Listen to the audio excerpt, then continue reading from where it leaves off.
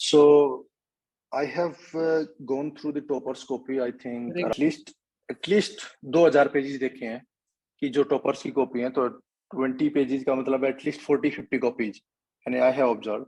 और उसमें जो मुझे लगा कि yes these are the things that will enrich our answer writing, उन पे हमने फोकस करने की कोशिश की है। ठीक है, तो होगा क्या कि जब आपको अलग अलग तरीके के कॉपी मिलेंगी, ठीक है, किसी में आपको मिलेगा कि टॉपर है, तो टॉपर ने क्या किया होगा, जो कॉपी है उसको जब वो इनिशियल स्टेज में होगा प्रिपरेशन के, तब लिखा होगा उसको। ठीक है, they are in their initial stages of preparation, then they have started answer writing. तो उस टाइम पे उनकी आंसर राइटिंग स्किल यहाँ होगी। Over the time when they have continued writing answers, तो वो वेरी करती है। ठीक है, कोई में किसी में ज्यादा मार्क्स आएंगे, फिर इंप्रूव करेगा, कम आएंगे, फिर इंप्रूव करेगा, थिंग्स लाइक दिस। तो हमने पूरी कोशिश की है कि जो भी हम उससे एक्सपेक्ट करने की कर सकें, वो हमने वहां से देखा है। ठीक है, तो इसमें अलग अलग जो आइडियाज हैं, वो आइडियाज हैं, जो मैसेज है उसमें भी हमने लिखा होगा कहीं ना कहीं। हमने आइडिया क्या, जो मेन क्रक्स है आंसर राइटिंग का, वो क्या है, ईज ऑफ मार्किंग। ठीक है, अगर हमने ईज ऑफ मार्किंग कर दिया फॉर एग्जामिनर, तो हमारे मार्क्स बढ़ेंगे। और invariably you will find out कि दो एक एडेड एडवांटेज हमेशा रहता है, those who are good writing skill individuals, ठीक है, जिनकी राइटिंग स्किल अच्छी है, उनके मार्क्स अच्छे आते हैं। और ये हम इस चीज को कहाँ पे आइडेंटिफाई कर पाते हैं कि राइटिंग स्किल अच्छी है कि नहीं है? They will invariably try to break down, last time पे भी हमने देखा था कि they will invariably try to break down the question. ठीक है, in the first go they will try to break down the question, then they will answer the subparts, and to break the monotony is their main important focus. subparts identify करेंगे, monotony को break करेंगे, then they will answer. और in this process they will use diagrams, they will use flow charts, they will use process diagrams, or they will use specific box etc maps to highlight कि what is its importance. तो ये चीज हमने आज सीखनी है कि जो 3 एस्पेक्ट्स थे आंसर राइटिंग के, उसमें से जो सेकंड कोर एस्पेक्ट है कि how to improve the presentation, this is the link. अगर आपने improve किया प्रेजेंटेशन को, तो the moment you improve the presentation, the better it will be for each and everyone, for you and for the examiner. How it is important for you कि if you improve the presentation, how it will benefit you?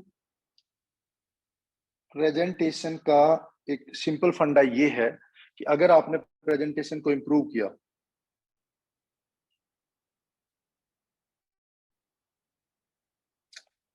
हम बात कर रहे हैं कि how presentation, first thing तो why presentation matter.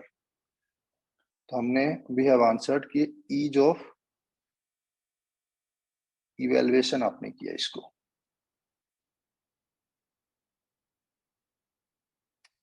अब how it will impact you and examiner. If you have break down the question in sub parts, सबसे first part की बात करते हैं हम। If you have break down the question in sub parts, तो how it will help you, you will stay on course.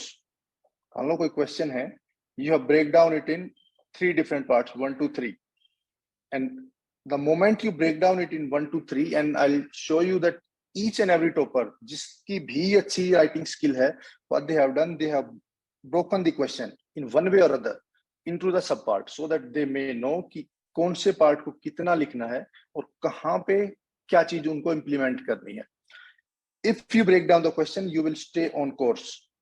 Second thing, you will use the space given to you judiciously. ये बहुत जरूरी है, specifically when, जब आपके पास pages extra है answer sheet में या लेस है। यूपीएससी की हैबिट है या स्टेट्स की हैबिट है कि वो 10 मार्कर में 3-3 पेज दे देते हैं। इफ यू नो कि आपके पास 10 मार्कर में एक्स्ट्रा पेज हैं, तो यू नो कि हमें कुछ ज्यादा लिखना है। वटेवर आपके पास may be writing matter limited होगा, लेकिन स्टिल आपको क्या करना है, you have to fill the pages. और फिलिंग द पेजेस का एक इंपॉर्टेंट सिग्निफिकेंस है। ये आप जब भी आप जो इस बार की रैंक 1 की कॉपी है, आप इस चीज को आइडेंटिफाई करोगे तो आपको दिखेगा कि yes she has filled the pages invariably till the end. और ये चीज एग्जामिनर के लिए कैसे हेल्पफुल है, it will signal the examiner yes the individual has understand the demand. अगर आपने डिमांड की है तो एक आपकी इमेज बन जाती है, यस आपने केवल इंपॉर्टेंट वर्ड्स को अंडरलाइन किया है, तो examiner will know yes this individual has understand the demand of the question, and the moment you understand the demand it will put a positive image in front of the examiner। और जैसे ही वो एक positive image बनती है तो examiner को भी पता लग जाता है कि yes he or she will write whatever is expected in the answer। Usually क्या होता है कि हम जो हमें रहना स्टे ऑन कोर्स, और हम क्या करते हैं, वेरी कहते हैं। कभी हम बहुत अच्छा इंटरप्रेट करें क्वेश्चन को, कभी गलत इंटरप्रेट करेंगे, फिर अच्छा होगा, फिर गलत होगा। इस रोलर कोस्टर में हमेशा मार्क्स की जो रेंज है वो 60 से 80 ही रहेगी। और ये invariably out of 20 question in UPSC at least 1 to 2 question के साथ होता है कि हम उसे मिस इंटरप्रेट करते हैं। ये फिक्स है। अगर आपने क्वेश्चन को मिस इंटरप्रेट किया तो यू विल फाइंड आउट कि आपके मार्क्स डिक्लाइन कर रहे हैं। अगर आपने उस चीज को मिस इंटरप्रेट नहीं किया और आपने देखा कि कितने सब पार्ट्स थे, उनको क्रिटिकली जो भी क्वेश्चन में पूछा गया वो आपने उसको क्रिटिकली एक एक पार्ट को आंसर किया, तो योर मार्क्स विल इंक्रीज। हम देखेंगे कि कहाँ पे किस चीज को इन्वॉल्व करना है, कहाँ पे आपको पता चलना चाहिए कि यस इस चीज को ऐसे यूज करना है। जो पूरे जितने भी ये पेपर हैं, ये जो आज से मुझे टॉपर कॉपी मिली है, तो बस हमने इन टॉपर कॉपी को रेफर करने की कोशिश की है। और इसमें आप देखो कि हर इंडिविजुअल की अलग राइटिंग स्टाइल है। उसमें बस आपको ये देखना है कि उस राइटिंग स्टाइल से आप क्या सीख सकते हो। जैसे ये कॉपी है, ये अभिनव शिवाज की कॉपी है, ठीक है, शायद इस बार इनकी रैंक 12 है। तो how he has done meticulously what he has done, कि उसने क्वेश्चन को पहले अंडरस्टैंड किया है, उसको सब पार्ट्स में ब्रेक किया है और फिर उनको सब हेडिंग बनाया है और देन आंसर किया है। Question number 1, are you with me? यहां तक इज इट फाइन?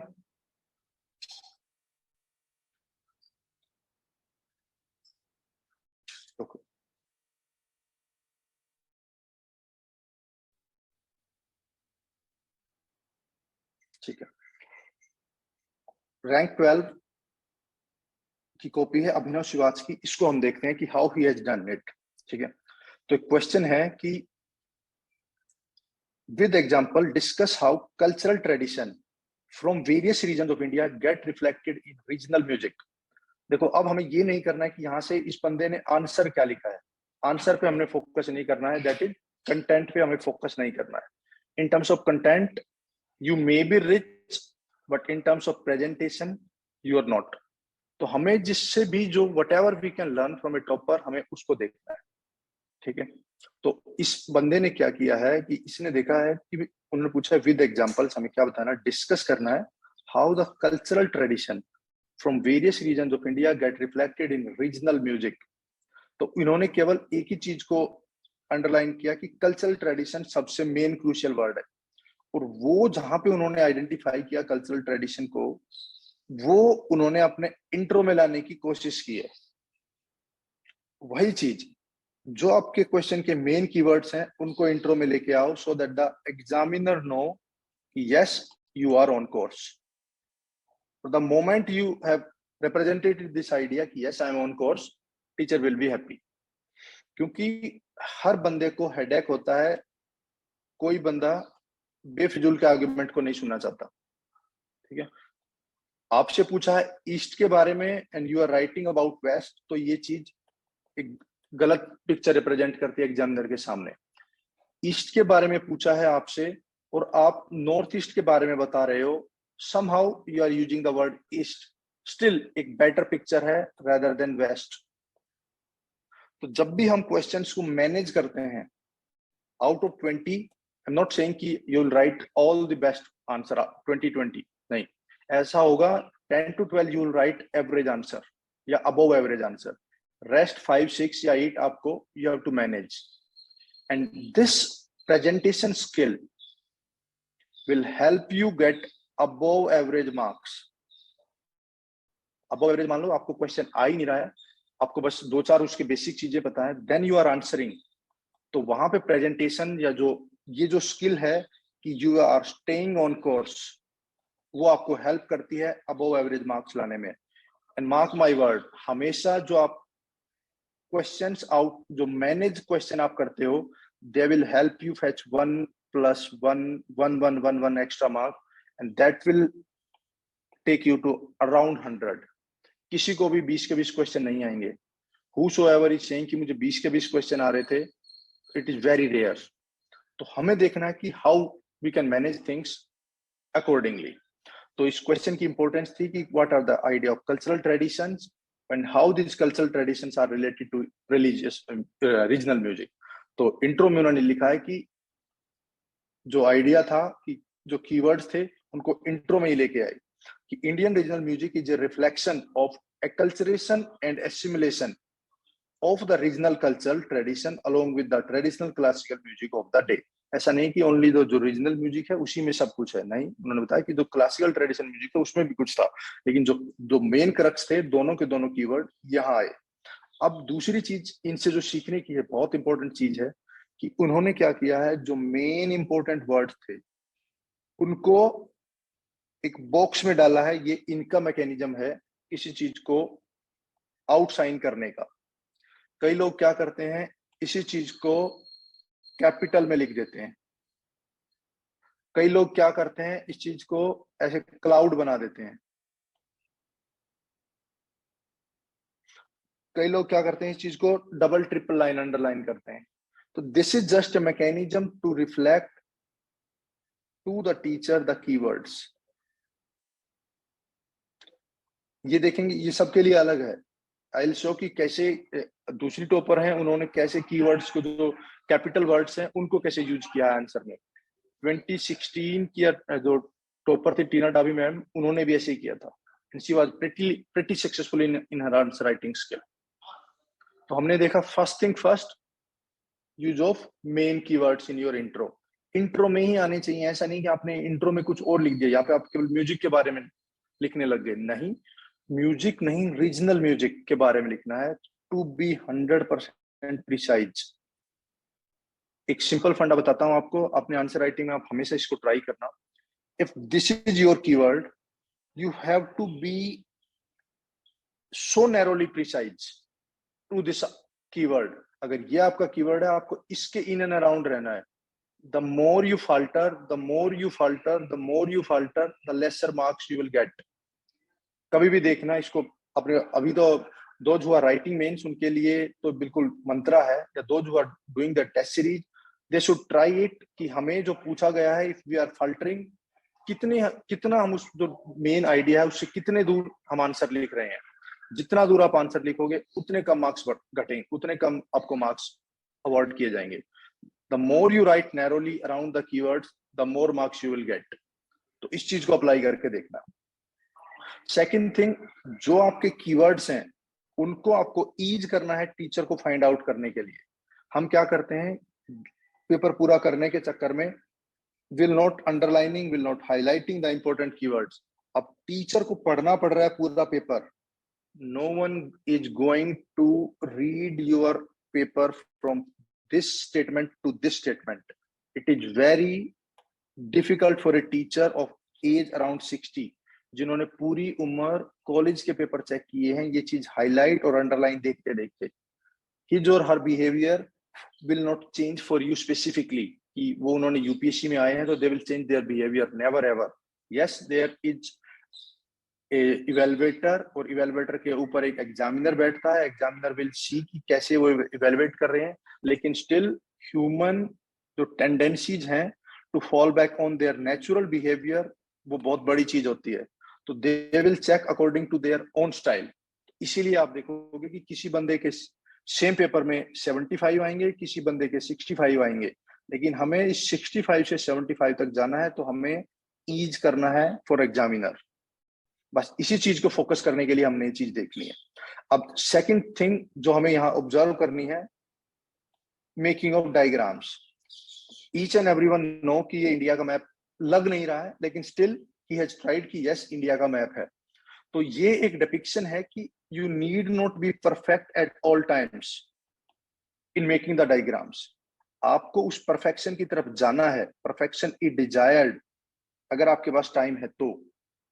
नहीं तो you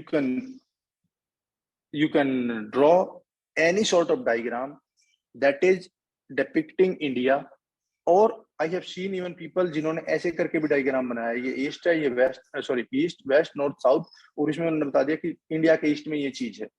तो इट इज नॉट नेसेसरली कि आप हमेशा ही एक परफेक्ट डायग्राम बनाओ इंडिया का, जिससे भी what ever you can make in 30 second that is desired.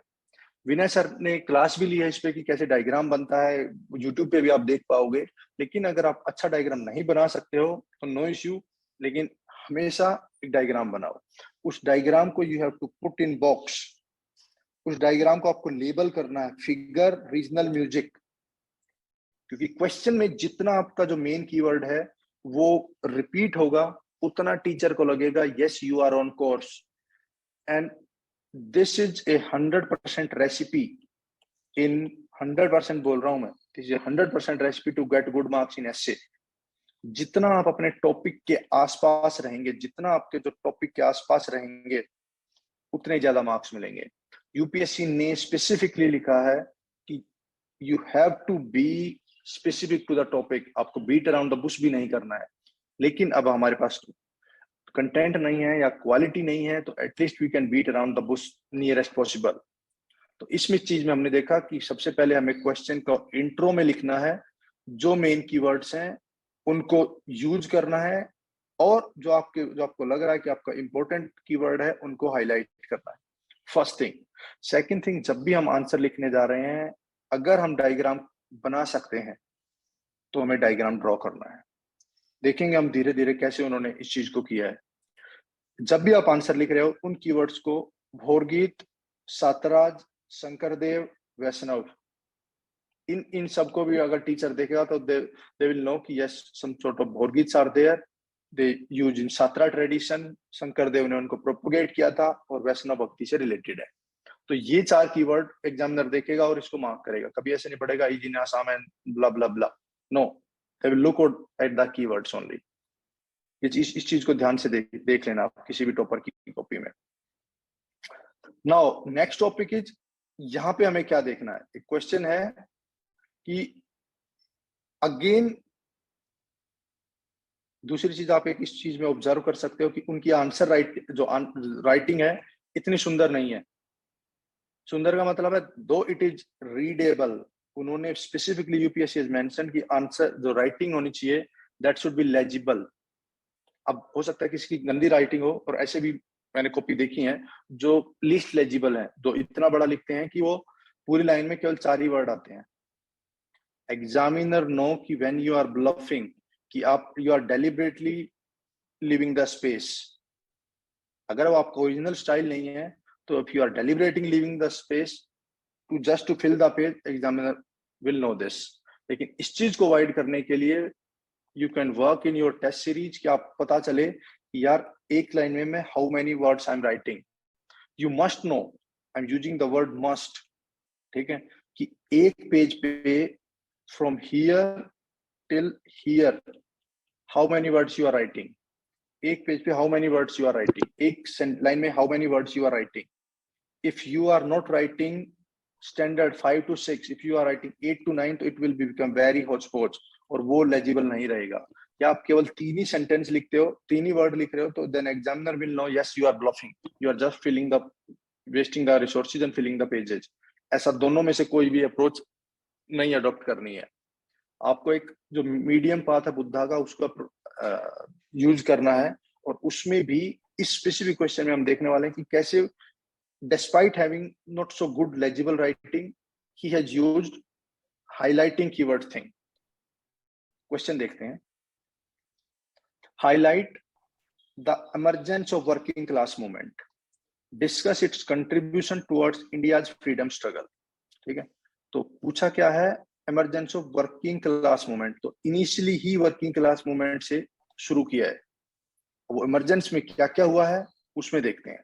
ठीक है, अब वर्किंग क्लास मूवमेंट क्या उसके कंपोनेंट थे वो बताए पहले। क्या क्या, इंडियन रेलवे में स्ट्राइक हुई, टी में स्ट्राइक हुई, ऑर्गेनाइजेशन बनी, तो this is working class movement. Support leader कौन थे, Lala Lajpat Rai, Diwan Chaman Singh, Chaman Lal. In history, name of the individual, name of the ruler, name of the leader and time frame is very crucial. अगर आपको ये याद नहीं रहता है तो make short notes of important event in history so that you can retain these words और उनको अपने आंसर में रिफ्लेक्ट कराओ। क्वेश्चन पूछा था इमरजेंस, इमरजेंस से सब हेडिंग उन्होंने पिक किया, इमरजेंस ऑफ द मूवमेंट। अब यहाँ पे क्या देखना है हमें कि how he has highlighted there were strikes, this is their method, in what way, in organized manner। Example क्या हुआ, great Indian peninsular strike. Next क्या था, ऑर्गेनाइजेशन दे हैव मेड, कहां पे, like Bombay mill and mill hand association. तो ये क्या है कि even if teacher will look eight, okay they you strike, they are organized, they are emerged, great Indian strike, they are organization, something like this, तो teacher will read only these keywords और उसी basis पे आपको जज करेगा। ठीक है, अगर हम केवल कीवर्ड कीवर्ड कीवर्ड देखते हैं इस पूरे आंसर में तो भी विल गेट टू नो कि ये एक वर्किंग क्लास रिलेटेड आंसर है। आगे देखिए how how he has done it. Surendra Nath Banerjee leader है, उन्होंने उस चीज को लेजिस्लेटिव काउंसिल में भी लेके गए उस आइडिया को। देन पॉलिटिकल पार्टीज बनी अराउंड दिस आइडिया, सीपीआई बनी। अब what they have contributed, they have mobilised the worker, organisational development हुआ, ऑल इंडिया यूनियन कांग्रेस बनी, ट्रेड यूनियन कांग्रेस बनी। कोइंसिडेंस था कि वो क्विट इंडिया के साथ हुआ है, उन्होंने एडवोकेसी को यूज किया, इंक्लूजन किया इंडिविजुअल्स का, national movement, even like T plant workers. तो ये सब वर्किंग क्लास मूवमेंट के अंदर they have brought each and everyone. This is the idea of highlighting. ऐसा नहीं करना है कि पूरे के पूरे सेंटेंस को ही आपने अंडरलाइन कर दिया है। कई लोगों की हैबिट होती है कि underline, when they are underlining it, underline it the complete sentence. तो उस केस में क्या हो जाता है, आपका जो क्रक्स है you will lose it. Examiner को द मोमेंट ही look at your answer he must get the reflection की व्हाट आर द कीवर्ड्स। ये हमें अभिनव की कॉपी से सीखना है। कीवर्ड्स क्या है, उन कीवर्ड्स को हाईलाइट कैसे करना है, ये चीज हमें यहां से सीखना है। नेक्स्ट क्वेश्चन है कि कोई क्वेश्चन था कि मैरिटल रेप के साथ हमें क्या करना चाहिए। तो सेकंड एस्पेक्ट है कि हमें देखना है कि फ्लो चार्ट कैसे ड्रॉ करने हैं। In society, in social justice, in IR and even history, flow chart are crucial. ये फ्लो चार्ट नॉट नेसेसरली आप पहले से सब कुछ बना के रखो, लेकिन if you keep this thing in mind कि हमें फ्लो चार्ट ड्रॉ करना है and you will practice in your test series, you will practice at home, only then you can make these flow charts. I have seen and I have observed myself कि जब मैं पहला main लिख रहा था तो मुझे समझ ही नहीं आ रहा था कि फ्लो चार्ट बनाने कैसे हैं, लेकिन जब नेक्स्ट टाइम मैंने पूरी टेस्ट सीरीज की, खुद से लिखे, देखे, टॉपर्स के आंसर देखे, फिर वहां से देखा कि इनके आंसर्स कैसे हैं, जो सीनियर्स थे या जो मेरे मेंटर्स थे, मैंने उनसे पूछा कि हाउ ये जो फ्लो चार्ट है वो ड्रॉ कैसे करने हैं, तो दे टेल मी स्पेसिफिकली कि कैसे क्या ड्रॉ करना है। तो ऐसे ही हमें यहाँ से सीखना है। अब आपको जब ये अपॉर्चुनिटी मिली है कि someone is there to tell you कि करना क्या है, क्वेश्चन था मैरिटल रेप पे, तो उसको क्या मैरिटल रेप को लेजिटिमेसी देनी चाहिए या नहीं देनी चाहिए, वहां पे क्वेश्चन था। मैरिटल रेप पे क्वेश्चन है, उससे क्या होता है कि क्यों हमें देनी चाहिए क्यों नहीं देनी चाहिए, ये उसका आर्ग्यूमेंट है कि मैरिटल रेप से लो सेल्फ एस्टीम होती है, तो लो सेल्फ एस्टीम होगी तो लो कॉन्फिडेंस होएगा, जब लो कॉन्फिडेंस होएगा तो लो सोशल पार्टिसिपेशन होएगा, लो पार्टिसिपेशन होएगा तो लो पॉलिटिकल एडवोकेसी होएगी, और ये साइकिल जो इसको विशियस साइकिल या वर्चुअस साइकिल, दो तरीके की साइकिल होती है। अगर नेगेटिव है तो दैट इज विशियस साइकिल, और अगर पॉजिटिव साइकिल है तो वो होती है वर्चुअस, दैट इज एक्सपेक्टेड। तो ये चीज हमें अपने आंसर्स में ड्रॉ करनी है। तो ऐसे ऐसे बहुत सारे केस आएंगे, शो यू जितने भी हमने अभी टॉपर्स की कॉपी सर देखी है। ये वर्चुअल साइकिल के बारे में और इसके बारे में दोबारा रिपीट करो। बताता हूँ, देखो आइडिया क्या है,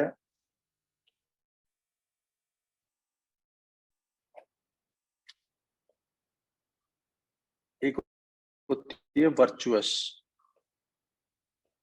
वर्चुअस क्या है कि उसके पॉजिटिव आउटकम है, ठीक है, दैट इज एक्सपेक्टेड वन। अब देखो हम क्या कर रहे हैं, एजुकेशन से रिलेट करते हैं। अगर मान लो फीमेल एजुकेशन होगी तो क्या होएगा, शी विल बी एम्पावर्ड, और वो जब वो एम्पावर्ड होगी तो she can make her decisions, और उसमें ही क्या आएगा, एजुकेशन से ही उसकी एम्प्लॉयबिलिटी बढ़ेगी। एम्प्लॉयबिलिटी बढ़ेगी तो हर डिसीजन मेकिंग इंडिपेंडेंस इंक्रीज होगी। तो जब उसकी इंडिपेंडेंस इंक्रीज होगी तो उसकी इकोनॉमिक कैपेसिटी बढ़ेगी, तो नेक्स्ट जो उसकी जनरेशन है उसको भी एजुकेशन देगी। तो एक साइकिल है जो हम एक्सपेक्ट कर रहे हैं कि अगर हम फीमेल को एडुकेट करेंगे तो how things will go on positive side. जब हम निगेटिव की बात करते हैं तो जो मान लो फीमेल फीटिसाइड है, उस केस में क्या होता है, जब फीटिसाइड होगा तो जो फियर होगा वीमेन में in private and public sphere, क्या होगा, जैसे ही वो पब्लिक स्पीयर में फियर होगा they will remain inside. Remain inside होगा तो क्या होगा, अगेन वो जो फियर है वो इंक्रीज होगा, और फीमेल फियर इंक्रीज होगा तो उनकी सिक्योरिटी का इशू रहेगा, और सिक्योरिटी का इशू रहेगा तो people will not want girl further, और अगेन फीमेल फिटिसाइड होगा।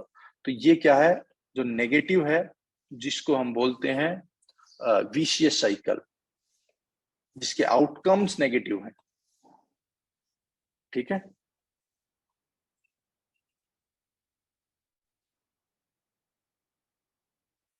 जिसने पूछा था समझ आया कि क्या क्या था। Yes sir. ठीक, चलिए हमने देखा कि कैसे फ्लो चार्ट्स का यूज करना है, and I am damn sure, मतलब मुझे पूरा यकीन है कि अगर आपने इस चीज को घर पे प्रैक्टिस नहीं किया तो फाइनल पेपर में नहीं आता है, because final paper is a mechanical practice of whatever you have done at home, mark my word. क्योंकि पेपर पूरा करना, पेपर कंप्लीट करना एक स्किल है, स्किल, और वो स्किल आपको होन करनी है, उसको रेडी करना है, इंप्रूव करना है, otherwise paper will not gate completed. इस चीज को ध्यान रखना। नेक्स्ट क्वेश्चन, कि क्वेश्चन है कि what is care economy, very easy, हमने क्वेश्चन को ब्रेक करना सीखा था, उसमें देखना है what is care economy. First part, highlight the challenges associated, इन्होंने क्या हाईलाइट किया है, challenges word associated with it and mention the steps taken, दो ही चीज उन्होंने हाईलाइट की थी, one is challenges then steps taken to address them in India, ठीक है। तो what he has done, जो मेन कीवर्ड है उसको स्टार्ट किया यहाँ पे, ताकि care economy activities women providing care service, nurture, ये मुझे भी नहीं समझ आ रहा क्या लिखा है, ठीक है, house hold chores, individual perform activity at the house hold outside और इनसाइड। तो यहां से किसी भी टीचर को पता चल गया कि यस द इंडिविजुअल जिसका ये आंसर कॉपी है वो ऑन कोर्स है, ही इज ऑन कोर्स, कि भाई जो पूछा था, जो एक्सपेक्टेड था, ही और she is writing that thing. First thing यहाँ पे आया। अब सेकंड थिंग है जो हमने बात की थी, ईज ऑफ चेकिंग करना है एग्जामिनर के लिए। ईज ऑफ चेकिंग आपने क्या किया, उसी चीज को, जो इतनी चीज लिखी थी, उसको छोटे से आइडिया में वापस से लिख दिया। कैसे कि केयर इकोनॉमी क्या, providing nurturing unpaid domestic work, house hold care of house husband elders etcetera. तो बस ये आपने बता दिया, और टीचर इसको देखेगा, हो सकता है इस वाली डेफिनेशन को देखे ही ना, यहाँ पे आ जाएगा तो टीचर विल अंडरस्टैंड, यस आपको पता चल गया कि क्या है। अब उसने पूछा what are the challenges associated, direct word है चैलेंजेस एसोसिएटेड। द वर्ड्स हो सकता है कि चैलेंजेस विद इन भी लिख सकते थे आप, लेकिन ये चीज क्या होती है कि टीचर भी ऐसी चीजों को देखता है कि आप कितना जो क्वेश्चन के वर्ड्स हैं उनको यूज करते हो। जब क्वेश्चन के वर्ड्स को आप यूज करते हो तो टीचर विल बी हैप्पी कि यस यू नो कि आंसर राइटिंग की इंपॉर्टेंस क्या है, और आप उन्हीं कीवर्ड्स के साथ खेल रहे हो। तो अगेन चैलेंजेस एसोसिएटेड है। यहाँ पे भी देखो फेमिनाइजेशन 95%, पेट्रियार्की, ड्यूटी, वर्क, सब कुछ उन्होंने लिखा है। देन थर्ड पार्ट था mention the steps to address them.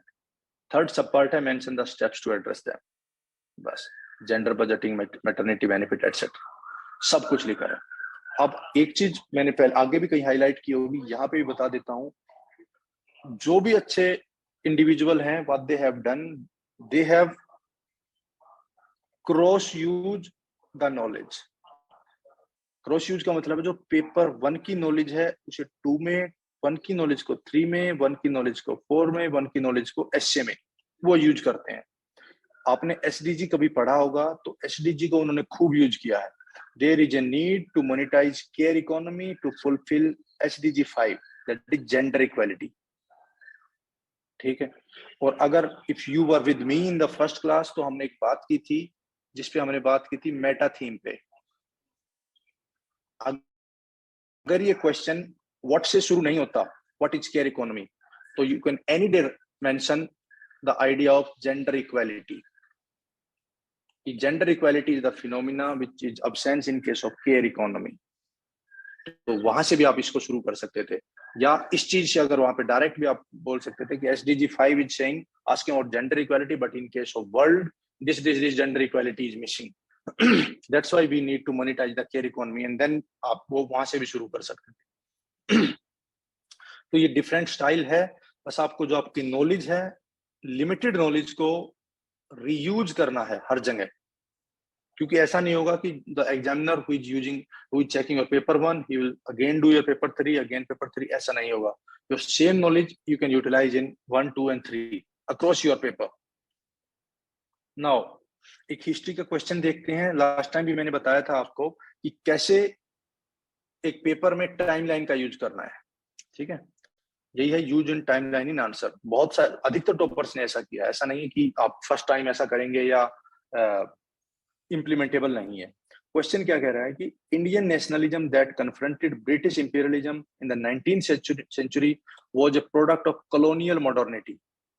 क्या पूछा है कि जो इंडियन मॉडर्निज्म है वो कॉलोनियल मॉडर्निटी का उसका प्रोडक्ट था। अब कैसे बताया कि था कि नहीं था, इंडियन नेशनलिज्म का आइडिया बताया।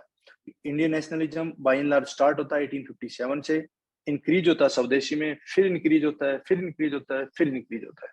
तो ये इंडियन नेशनलिज्म का आइडिया दिया इन्होंने रफ। आंसर किया है टाइमलाइन को। किसी ने पूछा नहीं था आपसे कि इंडियन नेशनलिज्म कहां कहां से कैसे चला है, लेकिन जस्ट टू शो कि कैसे इंडियन नेशनलिज्म मूव ऑन किया है, और आपके पास एक फैक्ट है, आपने उसे रिप्रेजेंट कर दिया टाइमलाइन में। ये चीज हमें लर्न करनी है। अब पूछा है कि it was a product of colonial rule, तो उसमें बता देना है जो भी आंसर होगा। बस हमें सीखना क्या है कि कैसे एक जो टाइमलाइन है उसको यूटिलाइज करना है। ठीक है, ऐसी चीज को आप बहुत जगह यूटिलाइज कर सकते हो। मान लो आपसे कोई एजुकेशनल रिफॉर्म पे कोई क्वेश्चन पूछ लेते हैं, आगे भी आएगी ये चीज, फिर हम वहां पे दोबारा भी देख सकते हैं। एजुकेशनल रिफॉर्म पे आपसे कोई क्वेश्चन पूछा, या मान लो कि कल को क्वेश्चन आ जाता है सेक्स रेशियो पे, तो आप वहां पे भी बता सकते हो कि एट द आउटसेट इन 1900 इतना था, 1950 में इतना था, 2000 में इतना था, 2023 या 2024 में इतना है। तो वो भी आप एक हिस्टोरिकल ट्रेसिंग कर सकते हो। तो सेकंड थिंग है यूज ऑफ टाइमलाइन। ये चीज आपको अपने आंसर में ऑब्जर्व करनी है, उसको इंक्लूड करना है। अब as I have told you कि हम इतनी मेहनत, ये इतना सीख क्यों रहे हैं? आइडिया है कि जो मोनोटनी है उसको ब्रेक करना है। मान लो आपको हर रोज एक ही तरीके की जो आपकी फेवरेट चीज भी होगी ना, फेवरेट डिश भी होगी, अगर आप केवल ईट इट, तो वो मार्जिनल यूटिलिटी डिक्रीज हो जाती है। तो हमें उस मार्जिनल यूटिलिटी को डिक्रीज नहीं होने देना है, और we have to make our answer mix. एक ऐसा मिक्स बनाना है जिसको देख के एग्जामिनर खुश रहे कि yes it is something very important. तो यही बात है। नेक्स्ट थिंग,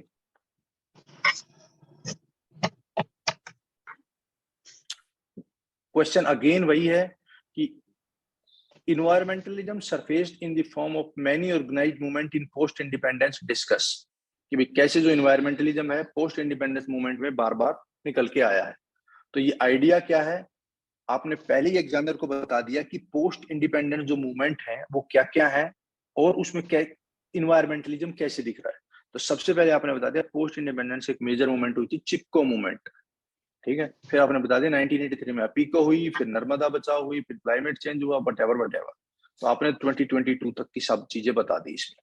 तो ये क्या है, ये हिस्ट्री के जो हिस्ट्री रिलेटेड क्वेश्चन है, जो इन्वायरमेंट रिलेटेड क्वेश्चन है, वहां पे ऑब्जर्वेबल है।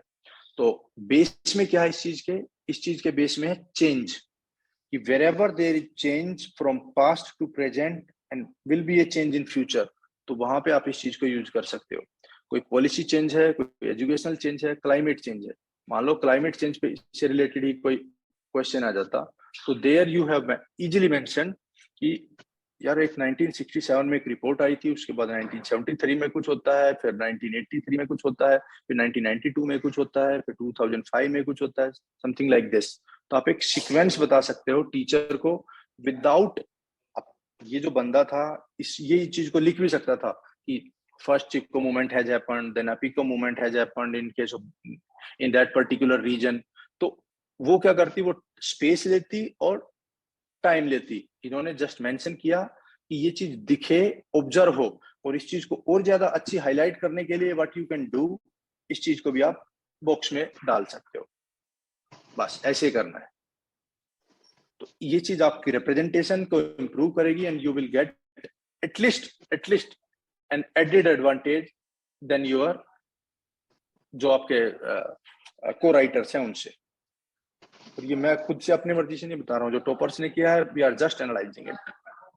अब एक तरीके का जो कई टॉपर्स ने यूज किया है स्टाइल कंक्लूजन करने में, हम देखेंगे बाद में कैसे जो भी चीजें सामने आती जा रही हैं, हम जस्ट हाईलाइटिंग इट। एक तरीके का उन्होंने स्टाइल यूज किया है जिसको मैंने लिखा है empathic conclusion style. Last time हमने बात की थी कि जो स्टैटिक टाइप के क्वेश्चंस हैं वहां पे आपको कंक्लूड करना है। क्वेश्चन क्या कह रहा था कि environmentalism has surfaced in the form of many organized movement in the post independence India discuss, कि भाई पोस्ट इंडिपेंडेंस इंडिया में कई सारी मूवमेंट्स आई हैं, तो उनको हमें देखना है कि कौन कौन सी इन्वायरमेंट रिलेटेड है।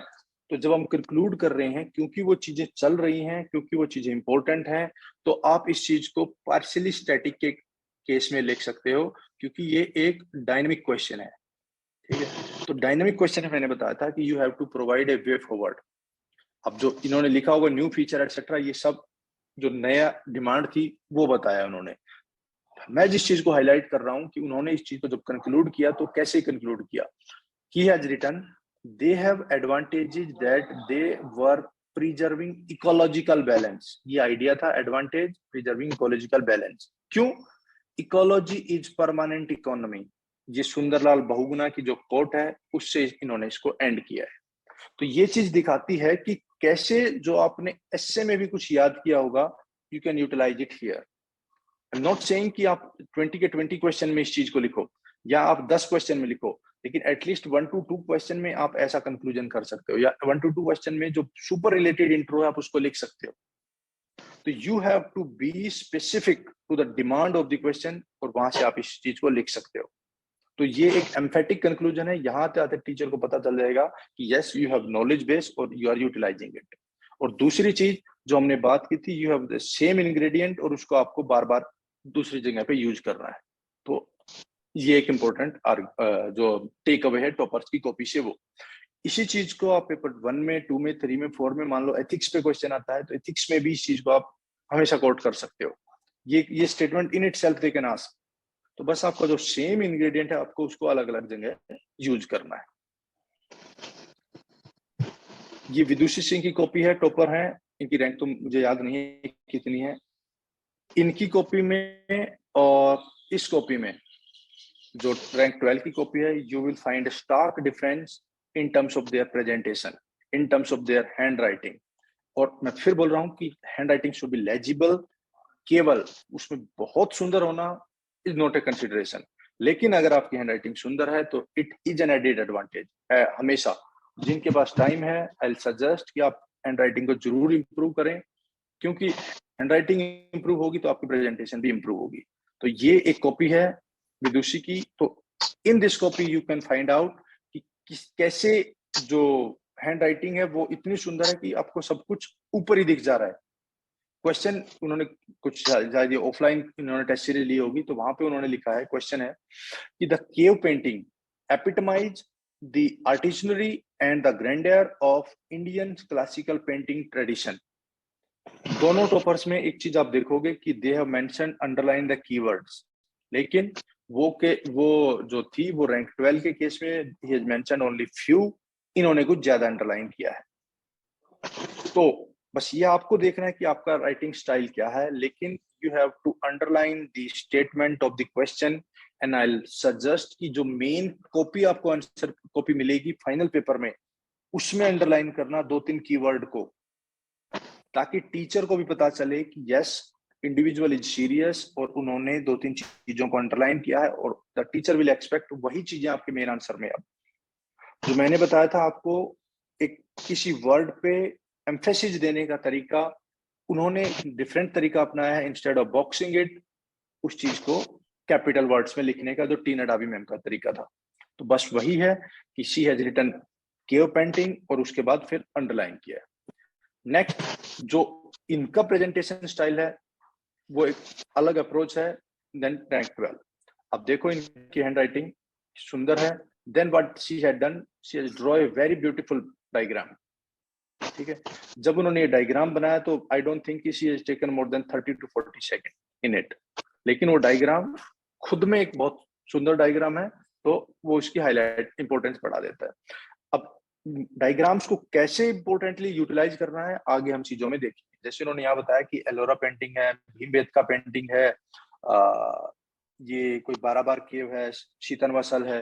तो ये चीज, अब किसी भी डायग्राम को लेबल करना बहुत जरूरी है। Cave painting sites in India, she has written it. ठीक है, अब उन केव पेंटिंग को कैसे, वो केव पेंट क्वेश्चन था कि how cave painting epitomise the artisanry and grandeur. तो फर्स्ट हेडिंग बनाया कि केव पेंटिंग है कैसे epitomise the artisanry and grandeur of Indian classical painting. Question से ही सब हेडिंग उठाने, आपको अपनी मर्जी से नहीं बनाने हैं, बस आपको कीवर्ड्स क्वेश्चन से उठाओ और उन लिखो। लास्ट टाइम पे मैंने एक चीज बताई थी आपको कि जब भी आप कोई भी आर्ग्यूमेंट लिख रहे हैं तो उसके साथ एग्जाम्पल लिखिए। जब एग्जाम्पल और आर्ग्यूमेंट को हमने एक डिफरेंट समझना था, तो हमने कुछ एग्जाम्पल लिए थे, दोबारा से उस चीज को यहाँ पे देखना है कि कैसे एक आर्ग्यूमेंट लिखने का एक तरीका है, कि कैसे वो जो पेंटिंग थी वो ग्रैंडियर को हाईलाइट कर रही थी। तो व्हाट शी हैज रिटन कि Indian way of life has been beautifully depicted, किस चीज में, पेंटिंग में। For example hunting painting of Bhimbetka, harmony between nature and humans as shown in Lakhudiyar painting. तो 2 एग्जाम्पल इन्होंने दिए हैं कि पहले आर्गुमेंट दिया कि उस चीज में जो इंडियन की लाइफ थी, वे ऑफ लाइफ, उसको डिपिक्ट किया। डिपिक्ट कहाँ हो रही है, she has written this thing. तो ये 2 चीजें हमें सीखनी है कि आर्गुमेंट क्या है और एग्जाम्पल क्या है। हमें यहां से शुरू नहीं करना है कि hunting scenes have been mentioned, ये आपका एग्जाम्पल है ना कि आपका आर्गुमेंट है। तो ये चीज देखनी है। यहाँ से लेबल किया है बॉक्स को, प्रॉपर लेबल किया है, उसको बॉक्स में डाला है और बनाना है। इसमें अगर आप खुद से भी बनाने लगोगे तो इंडिया का मैप बनाने में ज्यादा टाइम नहीं लगेगा। आई विल सजेस्ट कि प्लीज एक मैप बनाना सीखें। इसमें not more than 30 seconds you will take in making India's diagram.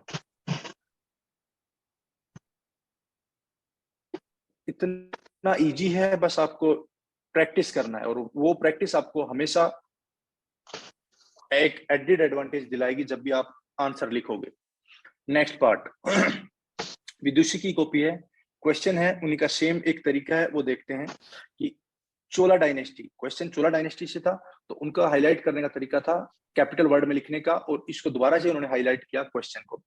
Question की स्टेटमेंट देखिए, थोड़ा ब्लर होगा, आई डोंट नो कि दिख पाएगा कि नहीं। Cholas are intricately linked with the zenith of Dravidian art and architecture discuss, कि भाई चोला कैसे इनवेरिएबली लिंक है जो द्रविडियन आर्ट और आर्किटेक्चर का जेनिथ था, पीक था उससे। तो इन्होंने पहले बताया कि चोला डायनेस्टी हाईलाइट किया कि चोला से रिलेटेड वर्ड है। जो मैंने बताया कि जो आपकी हिस्ट्री है वहां पे आपका टाइमलाइन और इंडिविजुअल दोनों इंपॉर्टेंट है, लेकिन क्योंकि ये पूरी डायनेस्टी के बारे में है तो शी हैजंट रिटन कि भाई कौन इंडिविजुअल था, तो व्हाट शी हैज रिटन, उसने टाइमलाइन बता दिया कि ये टाइमलाइन था। तो टीचर, ये प्री की नॉलेज है, बस प्री की नॉलेज को आपको मेंस में यूटिलाइज करना है, बस आपको ये पता होना चाहिए कि कहाँ पे किस चीज को यूटिलाइज करना है। तो यहाँ से ये चीज सीखने की जरूरत है कि इंपॉर्टेंट क्या है हिस्ट्री में, टाइम एंड इंडिविजुअल। जो भी आप याद रख सकते हो उनको याद रखो और उनको अपने आंसर में यूज करो। Second, art of sub heading making, यहां से देखो क्वेश्चन क्या कह रहा है, Cholas are intricately linked with the zenith of the Dravidian art and architecture. So what she has written, Chola and Dravidian art, Chola and Dravidian art, then Chola and architecture, दो सब heading बनेंगे, और आपको कोई दिमाग नहीं लगाना है, बस जो आपका क्वेश्चन है वहीं से सब हेडिंग निकालना है, और टीचर को भी पता चल जाएगा कि यस ही और सी आर ऑनलाइन, बस इतना ही देखना है आपको। नेक्स्ट क्वेश्चन है जो मैंने आपको बताया था कि कैसे सब टॉपर्स ने उन्हीं चीजों को यूज किया है लेकिन डिफरेंट तरीके से। ये क्वेश्चन है अगेन जिसमें हमें देखना है कि कैसे in the context of Indian freedom struggle a discernible trend was seen where large national level movement were usually succeeded by periods of revolutionary activity. Question कह रहा है कि जो इंडिया का नेशनल मूवमेंट था उसमें कोई भी लार्ज मूवमेंट होने से पहले देयर वर रेवोल्यूशनरी मूवमेंट, तो एक रेवोल्यूशनरी मूवमेंट होगी, उसके बाद एक लार्ज मूवमेंट होगी, फिर एक रेवोल्यूशनरी मूवमेंट होगी, फिर लार्ज मूवमेंट होगी। तो यहाँ पे एक सीक्वेंस बन रहा है।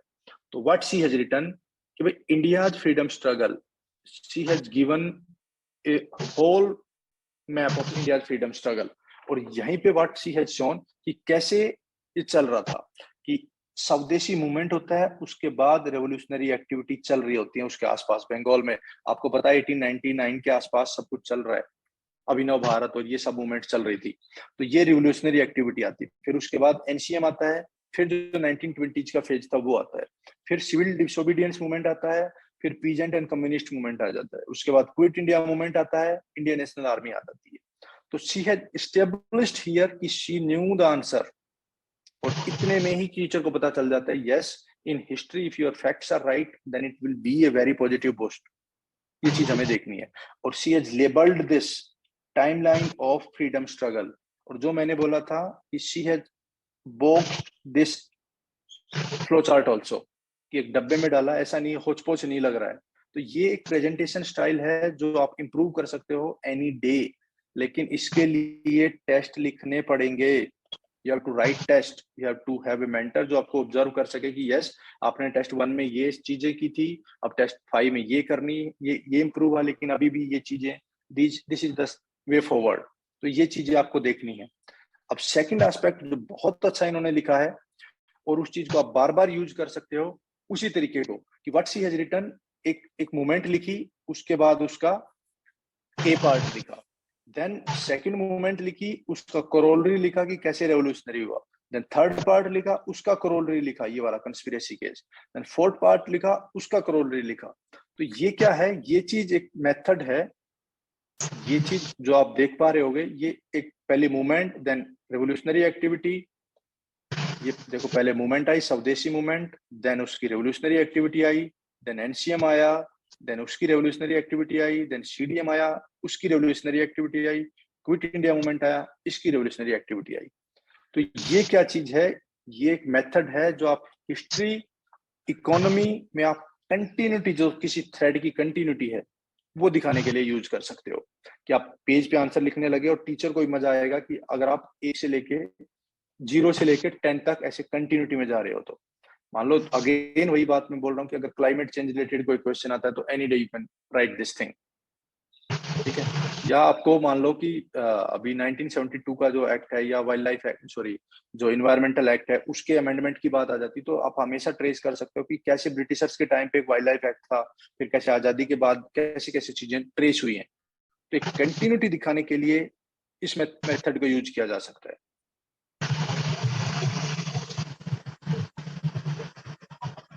नेक्स्ट है, इन्हीं की कॉपी है।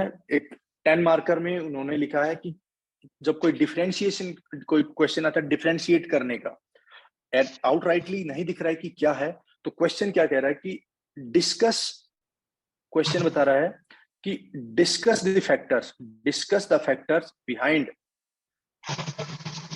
Factors behind survival of communism in China and failure in case of USSR. ऐसा क्या हुआ कि जो कम्युनिज्म था वो फेल्ड हुआ चाइना में, चाइना में सक्सेसफुल हुआ और यूएसएसआर में फेलियर हुआ। तो सबसे पहले मेन कीवर्ड था कम्युनिज्म, उनका जो प्रोपोनेंट थे कार्ल मार्क्स, उनका नाम लिखा।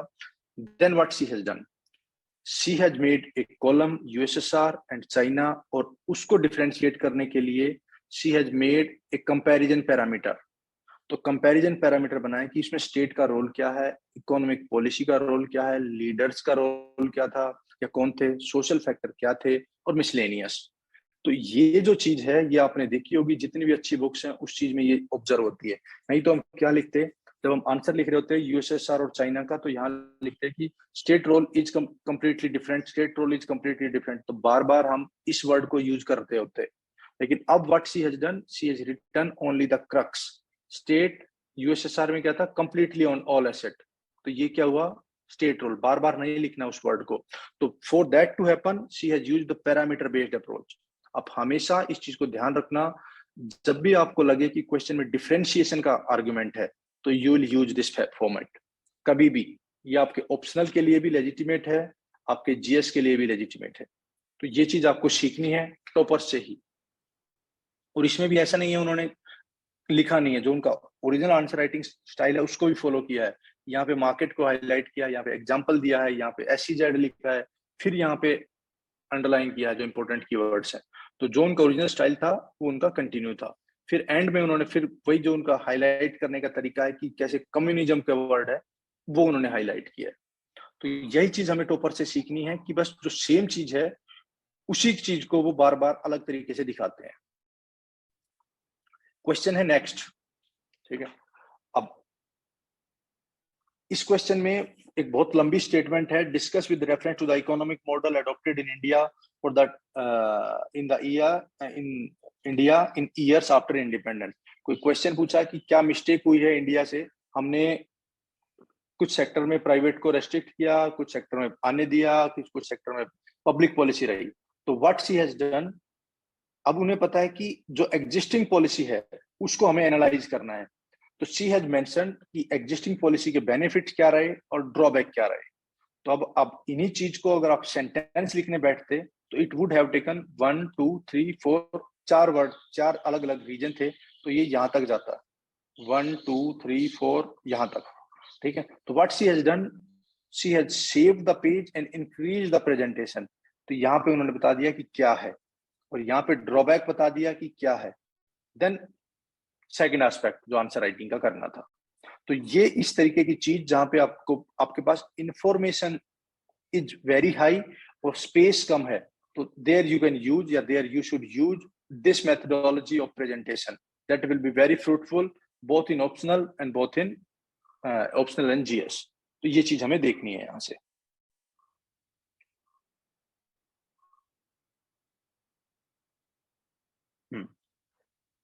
अगेन एक जो मैंने फर्स्ट क्लास में बताया था कि आपका जो एक अप्रोप्रिएट साइज ऑफ इंट्रोडक्शन क्या होना चाहिए, she has very aptly did this, ठीक है।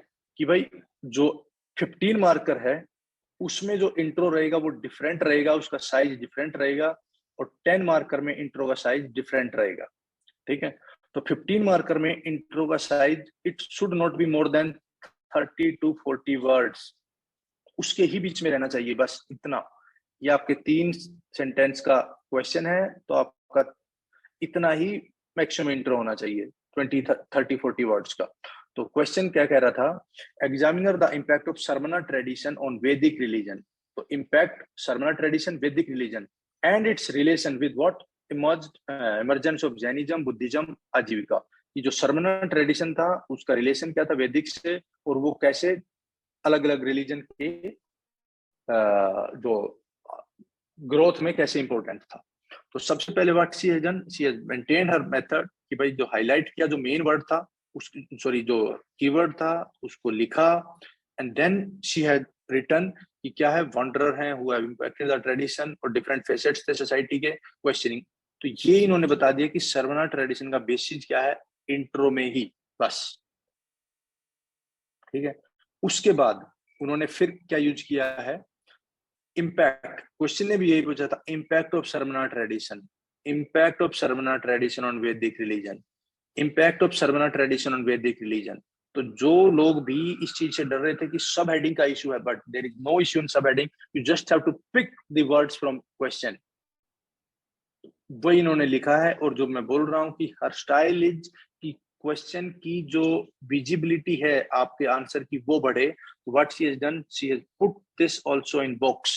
तो आई सजेस्ट कि एक अप्रोच नहीं अपनानी है। If you are writing 20 question या 15 क्वेश्चन, तो उसमें आपको देखना है कि 5-6 अप्रोच, डिफरेंट अप्रोच पहले से ही रेडी करो कि क्वेश्चन की मोनोटनी ब्रेक हो। कहीं पे आपने इसको ऐसे लिखा है एक बॉक्स में डाल के, कहीं पे आपने इसको डबल अंडरलाइन किया है, कहीं पे आपने इसको स्टार बनाया है, कुछ और बनाया है, so that the monotony of the examiner will get break. हमारा मेन फोकस मोनोटनी ब्रेक करने पे है। तो ये उन्होंने इनबॉक्स वाली अप्रोच अडॉप्ट की है। दूसरा, एक जो इंट्रो का स्टाइल था, इससे ज्यादा इंट्रो नहीं लिखना है 15 मार्कर में। अगर 10 मार्कर आता है तो इतना ही इंट्रो लिखना, बस 3 सेंटेंस का। यहाँ पे आपके पास लीवे है 4 to 5 सेंटेंस का बस, लेकिन वर्ड्स का लीवे नहीं है। वर्ड्स आर मैक्सिमम 30 to 40, इसके बीच में ही रहना चाहिए। अब again I have told you कि जब आपके पास बहुत सारे पॉइंट्स हैं तो आप इस मेथड को यूज कीजिए। ठीक है, कि भाई देखो यहाँ पे भी देखना है, डाइवर्सिफाइड स्कूल ऑफ फिलोसफी, उनके पास बहुत सारी नॉलेज थी, तो उन्होंने उसके भी एग्जाम्पल यहीं पे लिख दिए हैं नीचे ही। तो इसके अंदर भी आप एग्जाम्पल लिख सकते हो। इट इज नॉट लाइक कि आप उसको सेंटेंस लिखो तभी एग्जाम्पल लिखोगे, नहीं। और हम आगे भी देखेंगे कि हाउ डिफरेंट जो टॉपर्स हैं उन्होंने जो इस तरीके का स्टाइल है वो कैसे अडॉप्ट भी किया और उसको यूज भी किया है। अगेन एक क्वेश्चन है, देखिए, इन the context of Indian subcontinent Sanskrit is perhaps the only language. तो कीवर्ड क्या है, संस्कृत, उसी को हाईलाइट किया इन्होंने, ये मैंने नहीं किया, उन्हीं की आंसर कॉपी है, उसी चीज को उन्होंने यहाँ पे लिखा है। तो ये क्या दिखता है कि जो आपने हाईलाइट किया उसी चीज को आपने अप्रोच किया है। तो ये positive style of answer writing है। Is perhaps the only language that transcended not only the academic principle but also barrier of region and boundaries elaborate। तो उन्होंने क्वेश्चन में ही लिख दिया कि यस देयर आर 2 सब हेडिंग। फर्स्ट वन है कि कैसे संस्कृत ने एकेडमिक प्रिंसिपल्स को ट्रांसेंड किया है, और सेकंड वन कैसे बैरियर ऑफ रीजन और बाउंड्रीज को भी उसने ट्रांसेंड किया है। तो बस यही 2 सब हेडिंग है, जो सब हेडिंग की अप्रोच की मैं बात कर रहा हूँ, आइडेंटिफिकेशन ऑफ सब पार्ट्स की बात कर रहा हूँ, वो यहाँ से ही विजिबल है। या आपने सब पार्ट्स को पहले से ही 1-2 लेबल कर लिया। इस चीज को अगर आप मेन जो आपकी आंसर कॉपी है वहां नहीं कर रहे हैं, तो आई स्ट्रांगली रिकमेंड कि जो आपका क्वेश्चन आता है इंडिविजुअल, वहां पे कीजिए इस चीज को। जो क्वेश्चन पेपर आता है वहां पे आप इस चीज को हाईलाइट कीजिए और इन चीज को लिखिए। लेकिन जो मेन आंसर कॉपी है उसमें भी एटलीस्ट आपको जो कीवर्ड्स हैं उनको अंडरलाइन करना है। Only then examiner will know कि यस ये चीज है। इस चीज पे हम बात कर चुके हैं। इसका पॉजिटिव क्या है कि पॉजिटिव रहेगा कि आप ट्रैक पे हो, ये सिग्नल एग्जामिनर को जाएगा, और जैसे ये सिग्नल एग्जामिनर को जाएगा आपके लिए एक पॉजिटिव आउटलेट उनकी बनती है।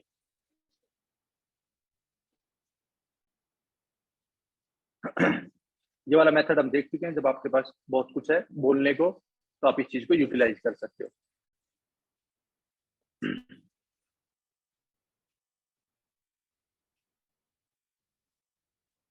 ये भी एक अप्रोच हो सकती है भाई, आप हर बार ऐसे ना बना के इस अप्रोच को यूज कर लो डायग्रामेटिकली। यस फैक्टर किए थे 1 2 3 4, ये चीज लिख लिया आपने, तो ये बस मोनोटनी ब्रेक करने के लिए। और दूसरा ये किस चीज के लिए काम आता है, मान लो ये वर्ड लिखा फैक्टर्स में, नेवल सुपीरियरिटी ऑफ ब्रिटिश, अगर आप इसी चीज को सेंटेंस लिखते तो आपको पूरा सेंटेंस लिखना पड़ता, Britishers has naval superiority in in this context, तो पूरा लिखना पड़ता। यहाँ पे आपको 4 वर्ड में ही, नंबर ऑफ वर्ड्स भी कम हुए, स्पेस भी ज्यादा आपने ऑक्यूपाई किया या कम ऑक्यूपाई किया, that depends on your writing style. तो ये मेथड भी हम यूज कर सकते हैं।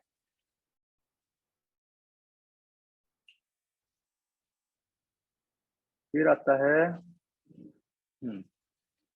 एक क्वेश्चन, देखिए इन्हीं का ही पेपर है, क्वेश्चन है in the context of socio-cultural milieu of the 19th century, contribution of Ishwar Chandra Vidyasagar in the field of education and women right is immeasurable। तो यहाँ पे क्या पूछा है कि कैसे जो 19th सेंचुरी के जो अपने थिंकर थे ईश्वर चंद्र विद्यासागर, उनका कैसे एक बहुत इंपॉर्टेंट रोल था एजुकेशन में और वीमेन राइट के लिए। तो वट एवर जो उनका स्टाइल था, अगेन इन्होंने हाईलाइट किया कि ईश्वर चंद्र विद्यासागर क्या थे, क्या क्या उन्होंने किया, कंट्रीब्यूशन कैसे किया।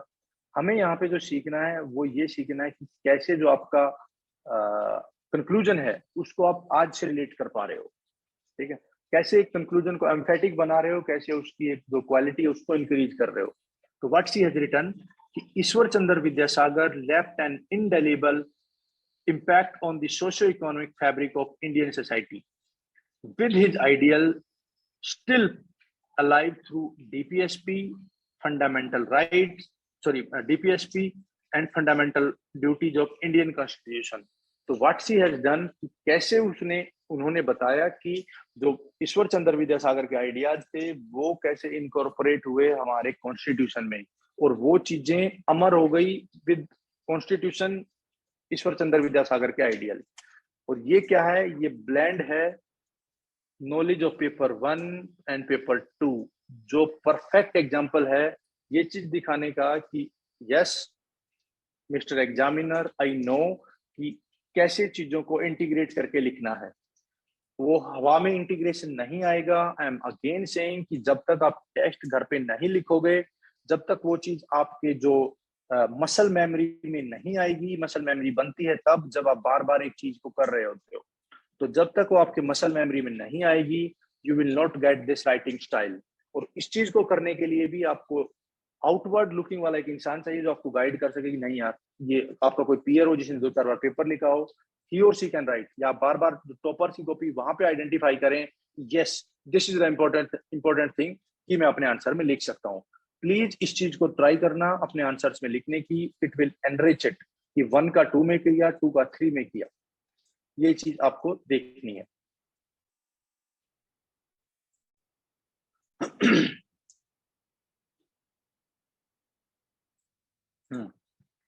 अगेन जो हिस्ट्री का क्वेश्चन था, एक और क्वेश्चन पूछा, conduct of foreign affair is an outcome of A two way interaction between domestic compulsion and prevailing international climate, कि कैसे जो फॉरेन अफेयर है वो मिक्स है किस चीज का, जो डोमेस्टिक क्लाइमेट चल रहा है और जो इंटरनेशनल रिलेशन है उनका। तो बस इसी चीज में हमें देखना है कि how she has beautifully mention कि यार कैसे जो इंडिया और जो इवेंट थे वो कैसे चल रहे थे। चाइनीज इन्वेजन होता है, फिर पाकिस्तान का वॉर होता है, फिर ताशकंद एग्रीमेंट होता है, डेथ ऑफ लाल बहादुर शास्त्री हो जाता है, तो 1960s की बात है। क्वेश्चन भी वही पूछ रहा होगा कि इन 1960s, तो 1960s के इवेंट थे, तो उसमें उन्होंने टाइमलाइन बता दिया कि कैसे इस चीज को अप्रोच किया। तो अगेन वही बात ये चीज आपको इनग्रेन करनी है आपके आंसर राइटिंग में। नेक्स्ट जो टॉपर है उनका एक अलग राइटिंग स्टाइल है, उनकी जो लिखने की कला है वो और सुंदर है, ठीक है। बस हमें क्या सीखना है इनसे, हमें सीखना है जो हमने बात की थी 2 चीज की। क्वेश्चन क्या कह रहा है कि सब हेडिंग कैसे बनाना है और आर्ग्यूमेंट के बाद एग्जाम्पल कैसे लिखना है, प्रेजेंट करना। क्वेश्चन कह रहा था Cholas are inextricably linked with the zenith of the Dravidian art and architecture.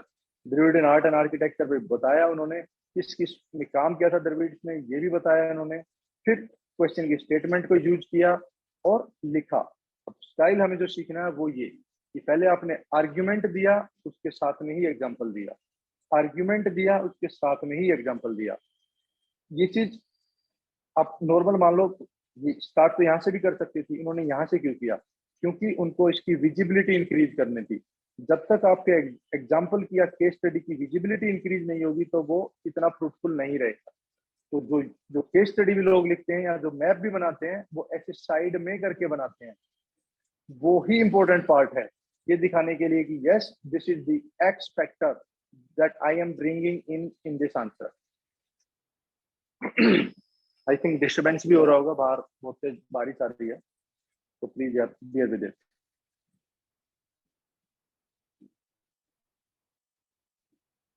ये डायग्राम स्टाइल, लोगों की क्या हैबिट है कि just to fill the page वो यहाँ से लेकर यहाँ तक बीच में डायग्राम बना देते हैं। अब आपको पता है एक छोटा सा क्लाउड बर्स्ट का डायग्राम बनाना है, एवरीवन नोज ये क्लाउड बर्स्ट नहीं है, ये नॉर्मल रेन का है। तो उन्होंने क्लाउड, पहले क्लाउड कैसे बनता है छोटा, फिर वो क्लाउड बारिश होती है, ये क्लाउड बर्स्ट का उन्होंने एक डायग्राम बनाया। तो कोशिश करनी है कि कितना भी सिंपलिस्टिक लगे डायग्राम, वो आपको ड्रॉ करना है और उसको बॉक्स में डालना है। अगर केस स्टडी लिखनी होती वो भी इसी बॉक्स में साइड में लिखनी है, ताकि आप उस चीज को बार बार हाईलाइट कर सको। ये देखिए बिल्कुल छोटा सा डायग्राम, लिंक प्रोजेक्ट केन बेस वाला लिंक की बात थी, वो इन्होंने बता दिया।